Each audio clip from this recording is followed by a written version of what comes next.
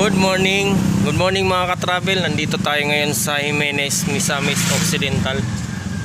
Dito tayo sa malapit sa ilog. Update tayo ngayong araw kasi mayroong sasakyan na hulog dito sa ilog na to. Tingnan natin kung nasaan banda. Ay mga ka-travel, ito yung ilog oh. Kitang kita rito yung isang Hilux na sasakyan. Ayun. Kung makikita nyo yung kulay puti na yan, yan yung sasakyan. Punta natin, nasa highway yan.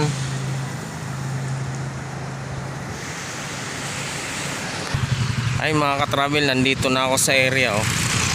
Ito yung papunta ng Usami City. At ito naman yung galing ng Oroqueta City or Dipolog City.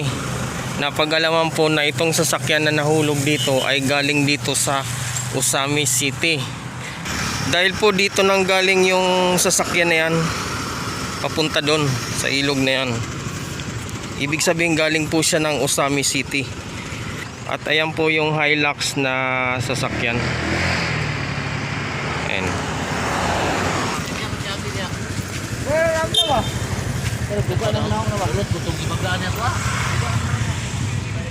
Ayan mga ka-travel oh.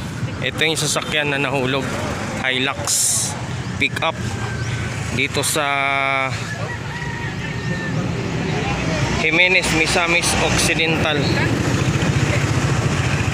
Nasa gilid lang po siya ng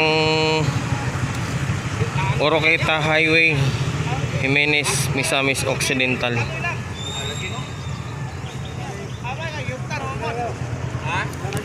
Kurbada po itong lugar na to mga ka-travel.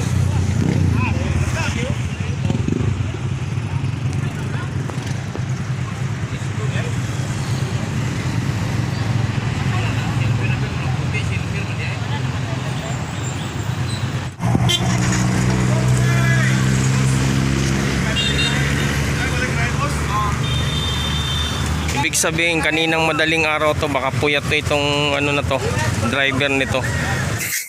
Kaya ayun mga ka-travel oh. Sa mga kapwa natin driver, advice ko lang, kung sakaling kayo man nagda-drive at inaantok na kayo, itabi nyo na lang, pahinga na lang kayo para maiwasan natin yung mga aksidente na ganito. Katulad niya kasi mahirap namang susugal ka ng ganyan, alam mo namang inaantok ka na, tapos magtutuloy mo pa yung pagda-drive mo. Mas maganda na lang itabi na lang natin.